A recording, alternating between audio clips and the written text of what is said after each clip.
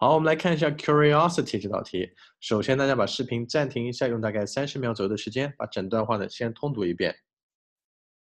好，我们来看一下第一部分 ，The training of an actor， 看到了 of 对吗？of 前后连读。The training of an actor is an intensive process，which 我们这里呢可以有一个 tiny pause， 但是呢这句话不长，对不对？所以这个 tiny pause 呢是可有可无的。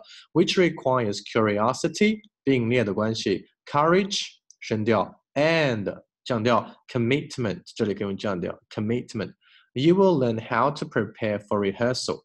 OK， 我们看第二部分 ，how to rehearse and how to use independent 这个 and 弱化 ，and how to use independent and 这个 t 弱化 and 再一次弱化这个 d proactive processes， 我们连起来读一下 ，how to rehearsal and how to use independent and proactive processes。That 这个 that 前面一个 tiny pause， 这个 t 不要读成 that 是错的 ，t 做出口型没有这个音。That inform you to do the best work， t 连续一定要快一点 ，OK？